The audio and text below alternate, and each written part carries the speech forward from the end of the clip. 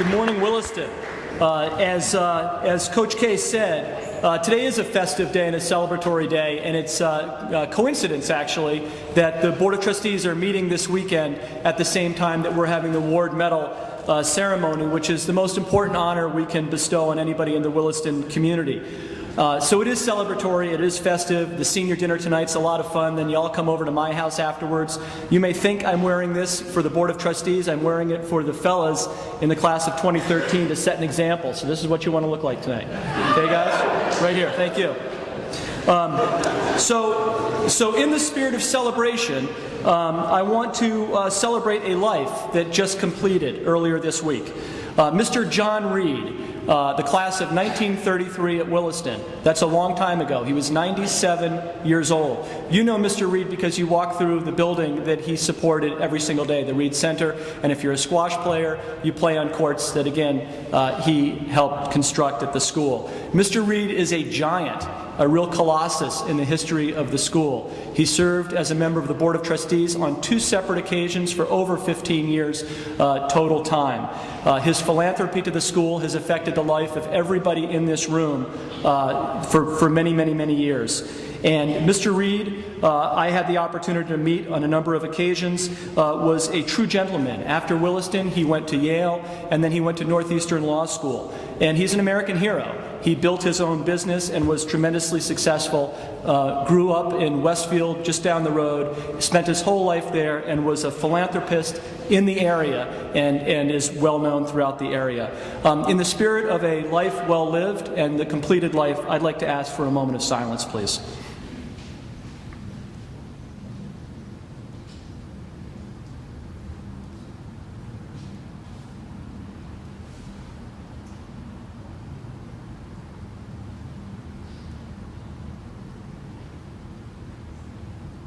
Thank you. And now Mr. Demerath with the music portion.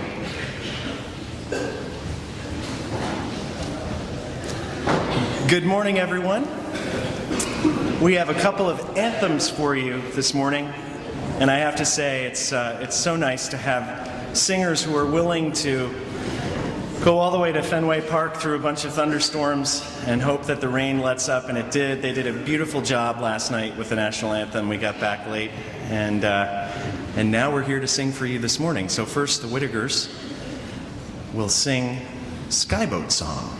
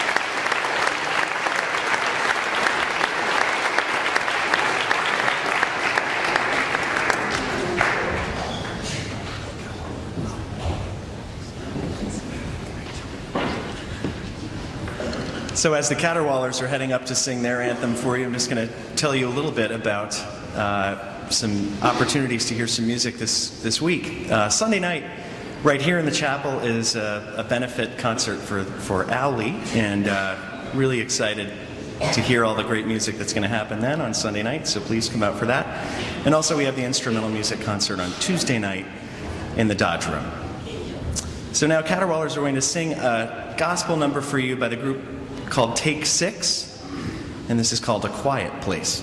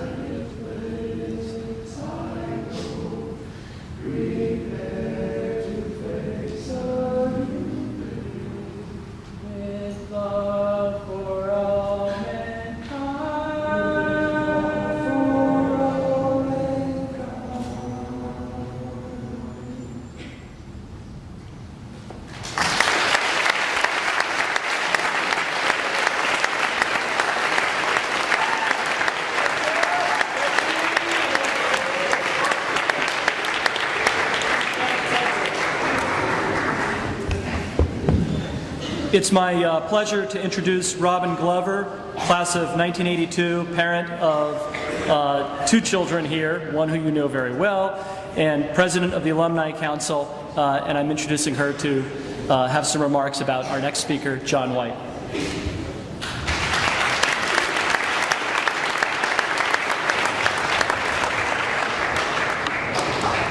You know, as I was just listening to the Caterwaulers, I was looking out at this group of people, and I was looking at this group of people, the trustees, and I was thinking that every generation that comes to school here, there's a certain reason why you like the time you were here.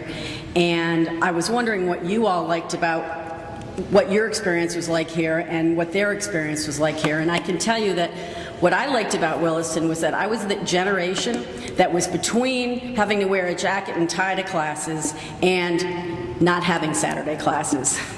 So, when Bob Ward was headmaster at Williston Northampton from 1972 to 1979, the traditional senior banquet was held at the end of the school year. After the Alumni Council president and the annual fund chair had made their pitches to the class, Mr. Ward used his time that evening in the following way. First, he summed up his prep school experience, he went to Kent, by the way, its value and what it meant to him. Then he asked the students to look around the room at their classmates and teachers. With the exception of graduation day, this is the last time this class will ever be together like this, he said.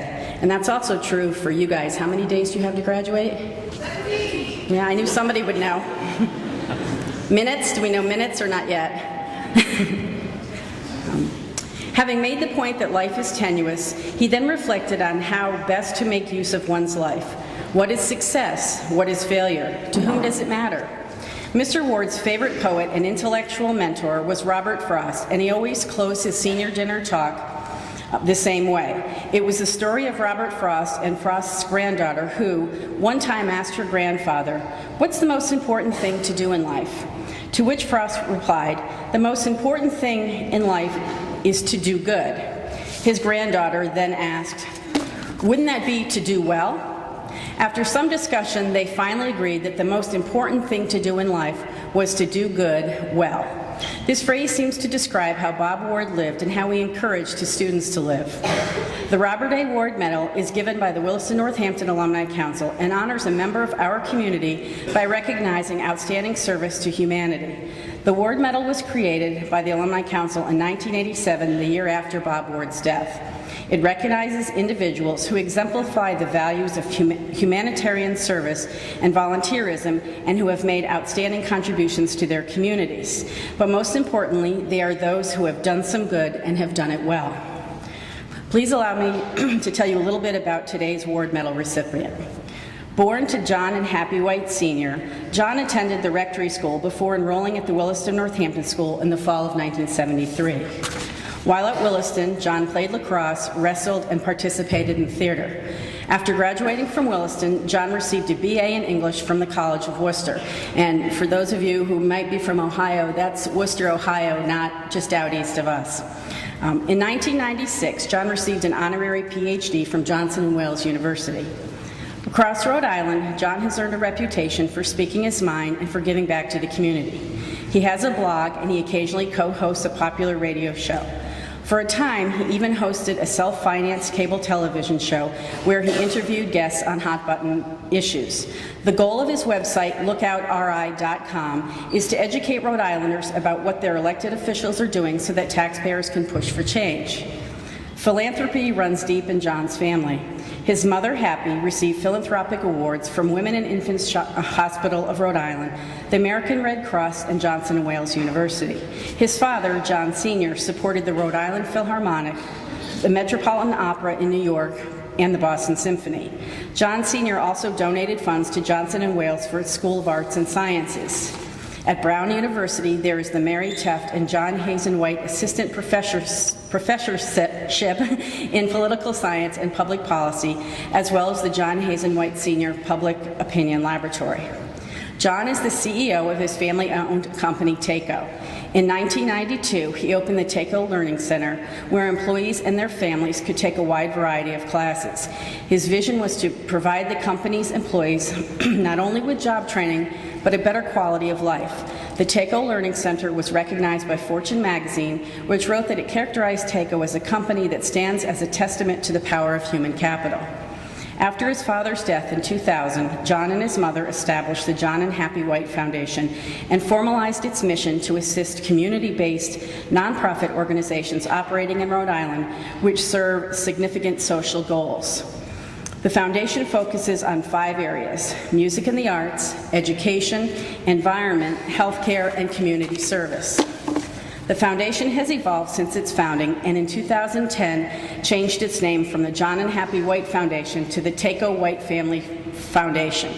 Every year, the foundation makes grants to over 200 organizations. In 2012, the foundation awarded close to $500,000 in grants to such organizations as the Rhode Island Philharmonic, the Special Olympics, Bradley Hospital, the Rhode Island Free Clinic, the Gloria Gemma Breast Cancer Resource Foundation, the National Wildlife Federation, the Rhode Island Food Bank, and Community Prep School. In 2006, John was recognized as Rhode Island's March of Dimes Man of the Year. John currently serves on the Board of Trustees for both Williston Northampton and Johnson & Wales University. John exemplifies the values of humanitarian service and volunteerism and has made outstanding contributions to his community. But most importantly, he is one who has done some good and who has done it very well. So for doing good well, on behalf of our fellow alumni and the entire Williston Northampton community who is here today, I am proud to award the 2013 Ward Medal to John Hazen White Jr., Williston Northampton School, Class of 1996.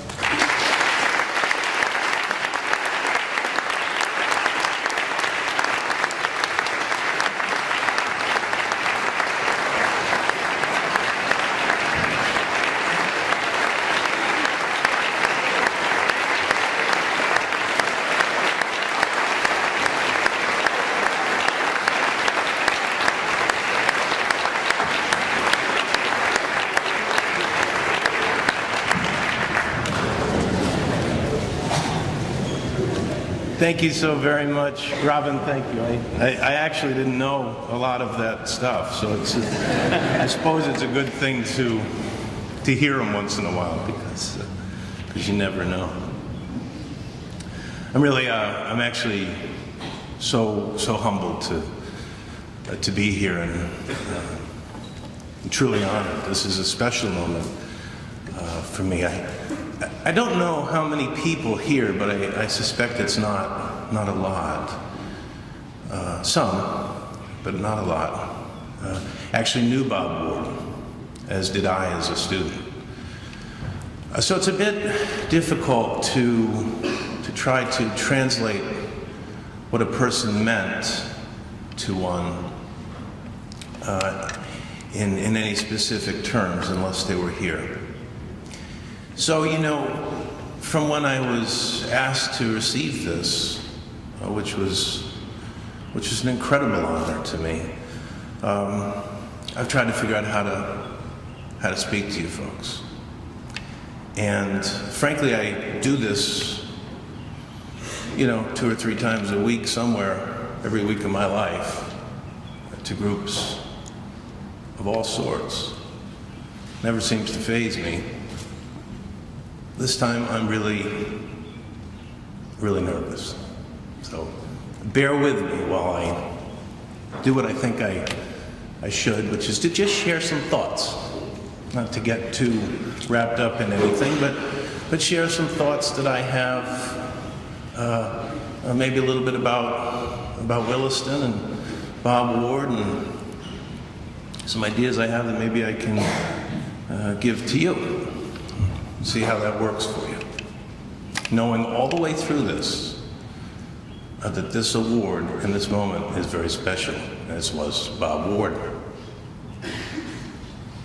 The first thing I'm going to say, I'm thinking this as I look out here, is that, for those of you that are leaving this year,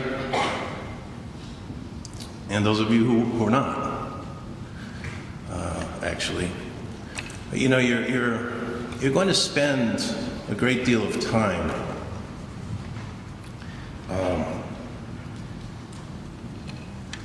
receiving advice in one form or another, usually from some old fat guy like me. And it's all good, truly. It's all good. But you need to find the advice that matters to you. I think that you'll always find those that want to tell you how to live, want to tell you what to do and how to do it. And there's value in that. But there will be few who will challenge you to think about how to challenge yourself. And those are the ones that really matter.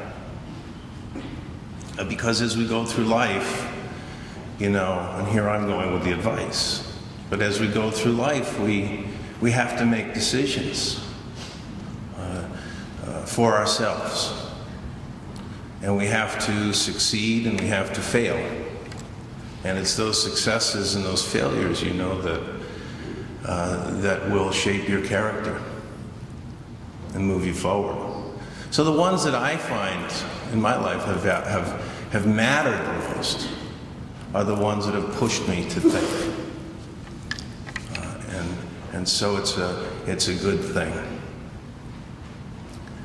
As I look back, one of the reasons I was thinking about this as I stood up here is that Bob Ward was one of those. He was one of those that drew forth the best of our ability to think from the deepest parts of our soul. And I say that with a degree of conviction because here in a community that Bob Ward really was responsible for overseeing and driving forward at a time, by the way, in history which was very difficult in this country. It was very soon after the Vietnam War, in a very unsettled place and time. And think about it, we had a community of 500 students or whatever it was, and faculty and administrators and staff who made this place run every day. All sorts of folks, think about this, all ages, all races, all nationalities. And we actually all liked each other. You know, we were all interested in one another's success. And that comes from great leadership. And by the way, I suspect, having been around a while now, I suspect you have much of the same situation under the leadership of Bob Hill. And it's a unique talent. But Bob Ward was one of these folks that was able to bring us together and to have us think and try and learn and grow and develop. And in so many ways, he showed himself. I would tell you this little story. You know, I should never have been at Williston. I should never have been at Williston. I was at the rectory school and told very directly in those days it was a little different, I told very directly where I must go to secondary school. So I enrolled in another place. And one day, in my last year at rectory, my father called me and said, "We're going to take a little road trip tomorrow." I said to him, where are we going? He said, "Well, you know, Mom and I are going to take you up to East Hampton, Massachusetts to visit a school called Williston." And I said, "Well, I know Williston, and I don't have any interest whatsoever in going to visit the place." And he said, "Well, you know," he said, we have to. He said, as a courtesy, to a very dear friend, to my best friend," my father said, "we need to go look at this place." That, by the way, interestingly enough, that best friend was John Reed, who passed away 2 days ago. So I said, okay. So we came. And by the way, you know, another thing, courtesy's a good thing. Courtesy's a really good thing to take advantage of when it presents itself, because you never know what's going to happen. First of all, you make somebody feel great because you did what they asked, and you never know what you're going to gain from it. And look what I did. Because when we got here, in front of the homestead over there, begrudgingly I got out of the car. My feet, you know, hit the ground. And I stood up and I looked around and smelled the air and turned to my parents and I said, "I have to go here. I have to go here." Well, I was far from qualified to go here. Believe me when I tell you, but I ended up here. Long story for another time. But I actually ended up here. I talked my way in. That's really what happened. I came up here all by myself and spoke to the admissions guy at the time and talked my way right into this place. And was happy as a clam. And so I embarked on, you know, what was to become, without a doubt, the best, most significant, most fun 3 years, before or since, of my entire life. My wife is here, and I probably need to be a little careful. But it was the greatest time in my life.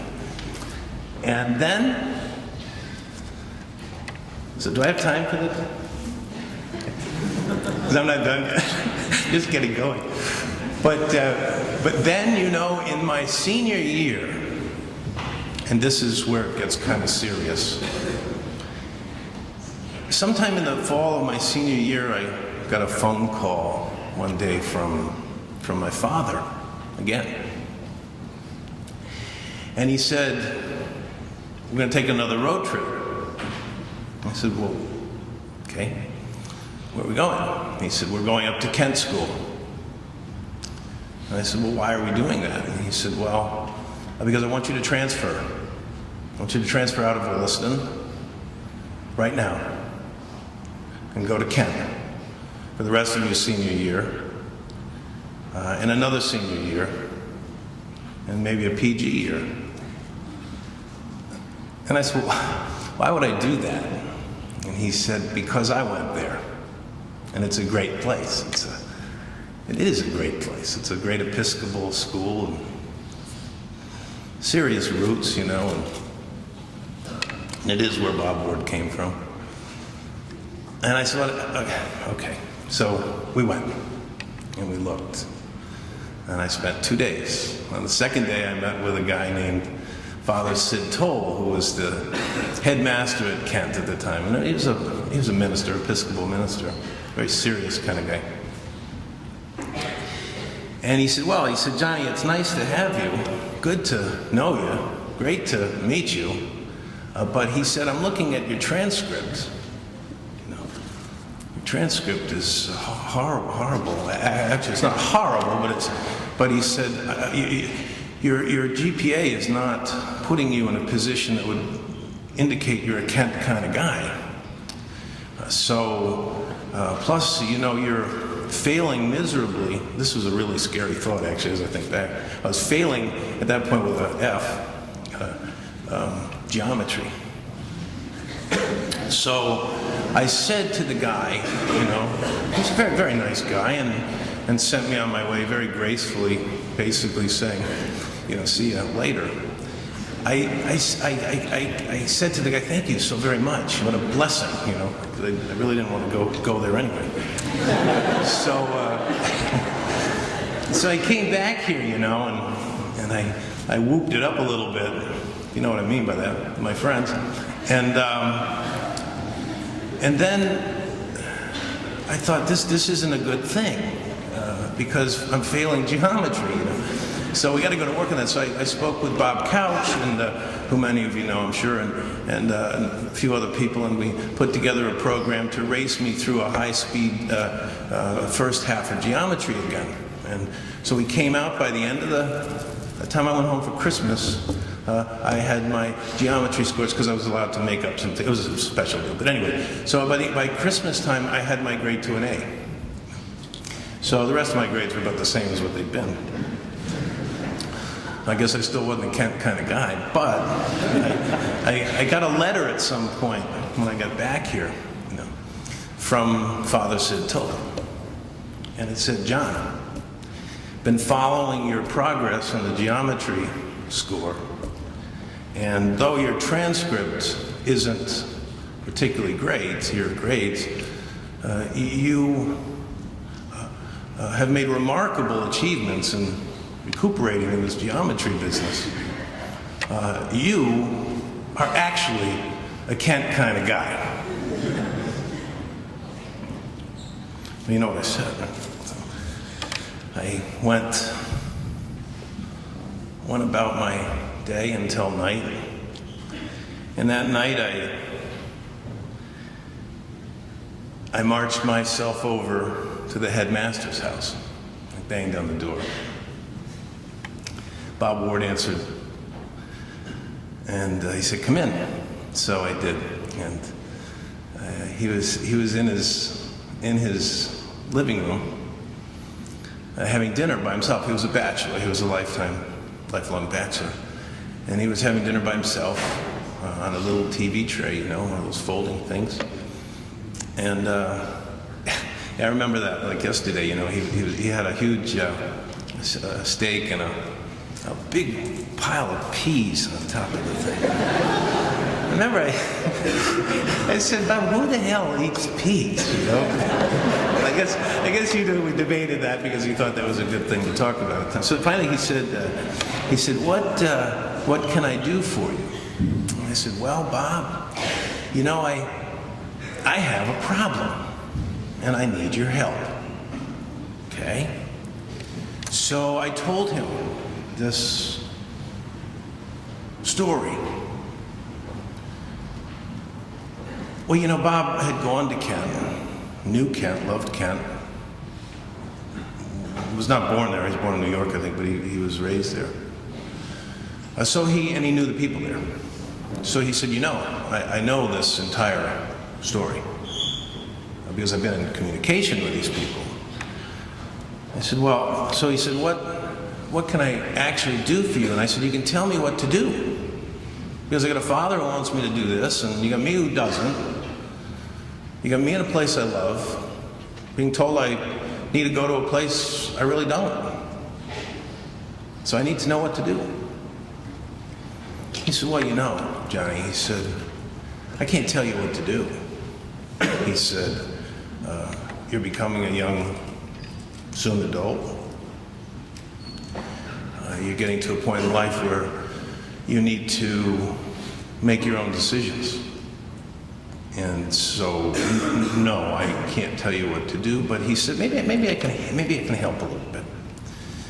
So he stood up from this meal, and he went to the side of the room, and he had this big tape player. I don't know if anybody in this room knows what I'm talking about, but it was a big tape player, okay? Sort of a CD on steroids kind of thing. And he fiddled around with this thing, you know. He said, I want you to listen carefully. I said, okay. So he played the tape. And a man's voice came out. And it was Robert Frost, who Bob Ward just loved. And he read a poem, you know, on this tape. It was a poem called A Road Not Taken. I don't know if any of you know the poem. It's probably my favorite poem because I get it. Honestly, I'm not much of a poety kind of individual, but it's a poem that's very meaningful and very special. And it talks about a guy, you know, in the woods who comes upon a split in the road and takes the one that not everybody else took and worked out for him, right? So he rewound this thing. He played it back, and he said, listen to it again. And I did. And he sat back down to his meal, and he said, is there anything else that I can do for you? And I said, no, sir. It's done. So I went back to my place, my special place in Ford Hall. And I called my father, and I said, look, with all due respect to everybody involved, I just need to tell you that I'm not going anywhere. I'm staying right here, in this place that I love, in this place that has mattered to me, a place that I hope someday I matter to. I'm not leaving. And he said, you know, it's the best decision you'll ever make. He said, I think it's the right decision. I don't know why he went down that path, but anyway, it seemed to be the right thing at the moment. And you know, it spoke spades to me, and I hope you get sort of the point of all that. Bob Ward was a guy who exemplified this notion that, you know, to the world you're one person, but to one person, you can really be the world, you know. We all make a difference, and we need to try, and we need to try to do, as he said, do good well, have fun with life, enjoy life, but be good to people, and help them try to figure out how to figure themselves out. It's it's the greatest gift we can give one. It's not to tell them what to do, but to support them trying to do it. You know, it's really a great thing. So to stand here and receive this award, well, you know, named after a man who, by the way, really probably maybe was not the most, but certainly one of the most influential and meaningful people in my life. To receive this with you in this spot, it's amazing. I was 2 weeks ago in Las Vegas, and I was staying at the biggest hotel in Las Vegas, the Encore Hotel. It's owned by a guy named Steve Wynn. He's the biggest gambling guy in the world. I think I'm not. But he has a restaurant in this place called Sinatra's. And I went there for dinner. And they were very good friends. The Wynns and the Sinatras, I guess. I don't know. But there's all kinds of memorabilia all over the place. And on the menu, I happened to be reading the menu. And there was a little blurb on there, and I got a napkin and a paper, and I wrote this down because it struck me at the time. Those moments in my memory of him light up my life. It was so appropriate when I saw it.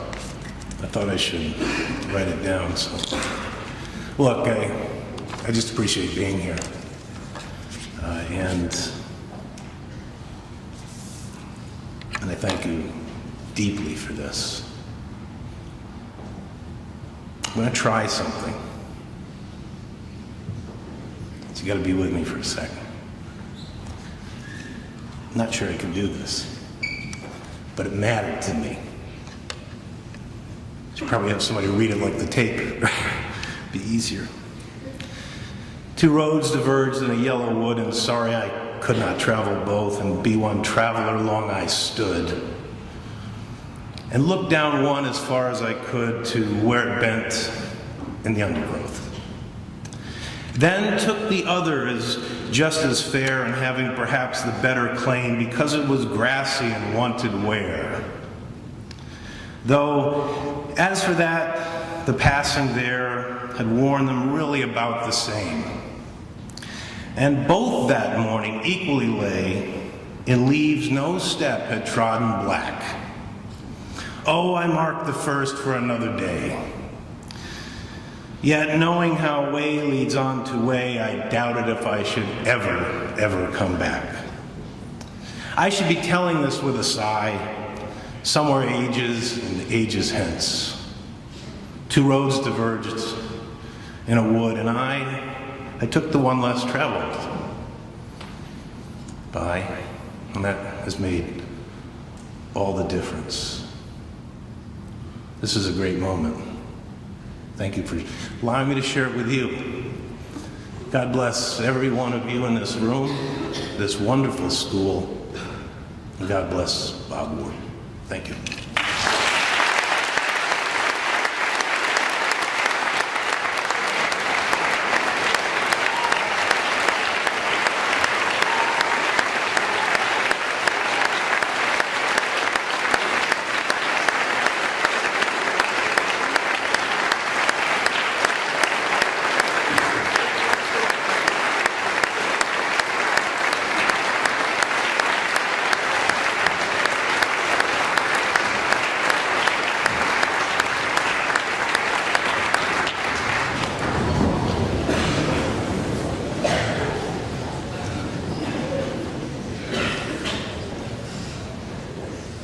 Obviously, I want to thank John Hazen White. He's a remarkable person, and I've gotten to know him pretty well in my 3 years here, and I count him as a very close friend.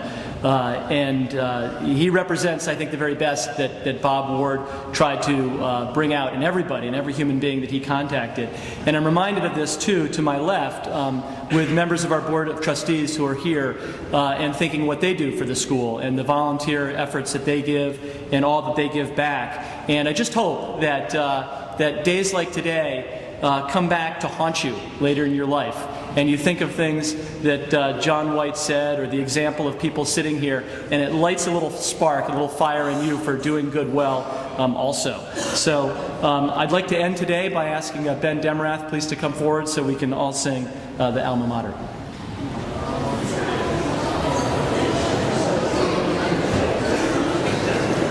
Thanks. I'm also going to ask the Caterwallers and the Whittakers to come up and help lead us. And as they're coming up, could we all just stand up and warm up by singing Sammy together?